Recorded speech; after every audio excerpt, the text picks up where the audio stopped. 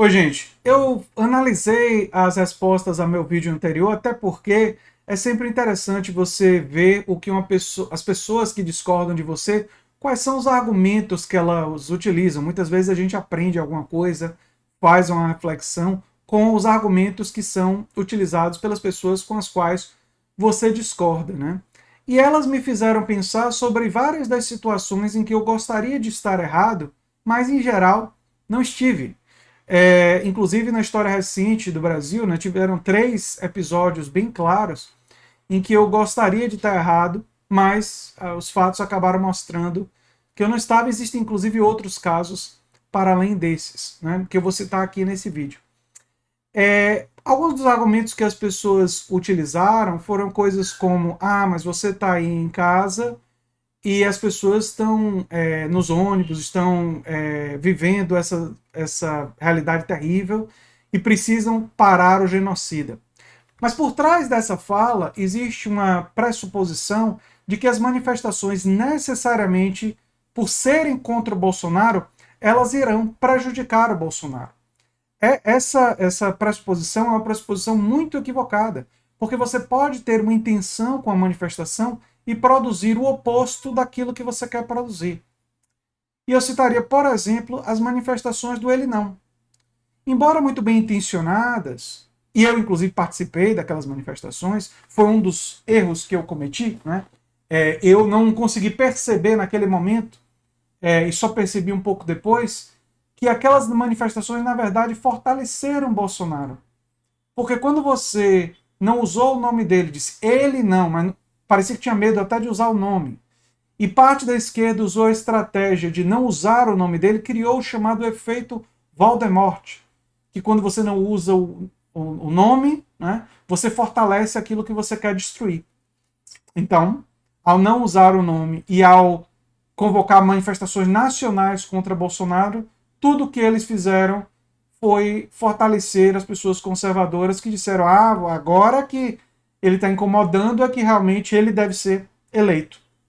E fizeram os conservadores, que poderiam se dividir, se unificarem em torno de Bolsonaro. Porque viram, né, que existia uma unificação do outro lado que criou a dicotomia. Né? Então, você, muitas vezes, querendo construir algo, você pode construir o seu oposto. No caso das manifestações de amanhã, querendo destruir o Bolsonaro, querendo enfraquecer o Bolsonaro, tudo que eu estudei, né, ao longo da minha vida fortalece a ideia de que provavelmente, certeza óbvia eu não tenho, e eu gostaria de estar errado, provavelmente elas tendem a, especialmente se elas se repetirem, especialmente se nós tivermos essa manifestação agora e daqui a 20 dias tivermos outra e começarmos a ter regularmente manifestações desse tipo, elas tendem a fortalecer Bolsonaro, fazer o oposto do que ela gostaria que acontecesse. E por que isso? Porque elas vão dar a Bolsonaro a saída para o crime mais óbvio e mais grave que ele cometeu, que foi realizar aglomerações durante a pandemia sem máscara. O fato da gente usar máscara, o fato da gente propagandear que se utilize álcool gel, o fato da gente fazer distanciamento social durante boa parte das manifestações, tudo isso ser enfatizado não muda o fato de que ao realizar a aglomeração, você enfraquece a sua capacidade de criticar o Bolsonaro naquele que é o crime mais óbvio e mais grave que ele cometeu do ponto de vista sanitário. Nem de longe é o único crime, mas é o mais óbvio. É aquele que pode ser mais facilmente apontado. E você cria para ele uma forma de escapar, de dizer: ah, vocês fazem também. Vocês também fizeram.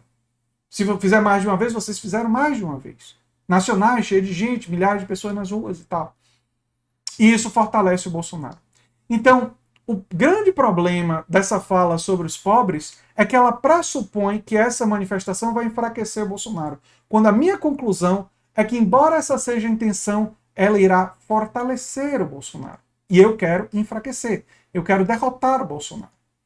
Então, por melhores que sejam as intenções, a probabilidade é maior que venha enfraquecer. Mas tomara que eu esteja errado. Tomara mesmo. E eu gostaria de estar errado em outros casos que eu vou lembrar a vocês aqui, que eu até comentei no meu vídeo anterior. Quando eu falei, por exemplo, sobre a visão política de Tabata Amaral, que ela dizia que nem tudo é de esquerda e direita, tem coisas técnicas. E eu apontei que esse era um discurso da tecnoburocracia do Partido Democrata dos Estados Unidos, que é uma perspectiva economicamente de centro-direita, e critiquei a Tabata Amaral muito, vou lembrar vocês, muito antes do voto dela na Previdência. As pessoas reagiram de forma emocional ao meu vídeo e disseram para mim que eu estava queimando um quadro da esquerda e tal. E eu disse no vídeo, vocês podem procurar esse vídeo no meu canal. Eu disse no vídeo, eu quero estar errado, eu quero que Tabata seja um quadro da esquerda, mas eu estou suspeitando que não será um quadro da esquerda quando as questões são econômicas. Eu vou até colocar no comentário fixado desse vídeo, esses vídeos meus sobre a Tabata. Não é? Em que eu explico isso e digo que gostaria que fosse assim, mas não é, não é. E não é o único caso. Quando eu apontei que a estratégia do PT de atrasar uma candidatura alternativa de Lula, deixar para a última hora, e seria uma coisa que favoreceria você ganhar, você ir para o segundo turno contra Bolsonaro, mas você provavelmente perder no segundo turno, eu queria estar muito errado. Eu fiz campanha para Haddad no segundo turno.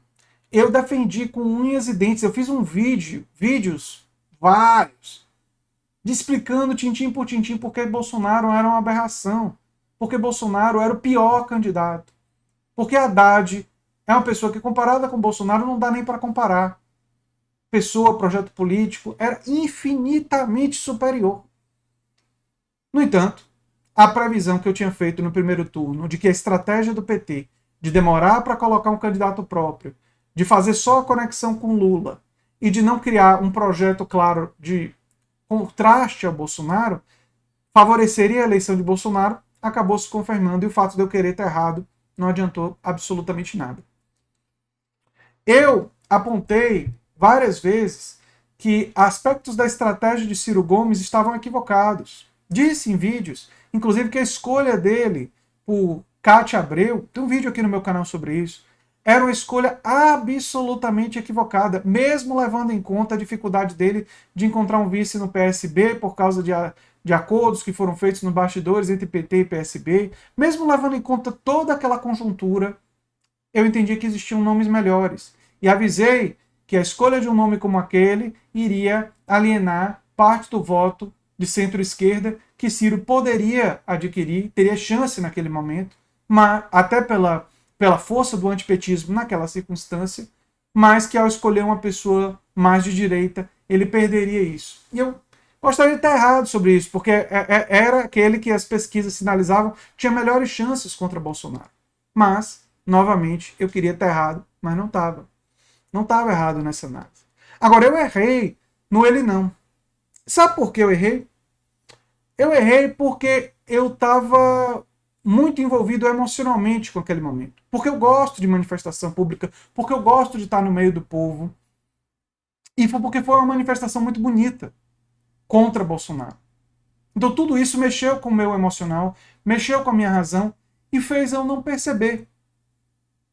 Eu tinha dúvidas, eu suspeitava que não usar o nome já era uma coisa que eu achava que taticamente era uma coisa problemática, mas eu subestimei o problema de fazer isso, o erro de você caracterizar um candidato como aquele candidato a você fazer toda uma organização em um período eleitoral que permitiria que as forças de direita se unificassem em torno dele. Eu subestimei esse aspecto e, na verdade, não o percebi completamente porque estava imerso naquela realidade social, não é?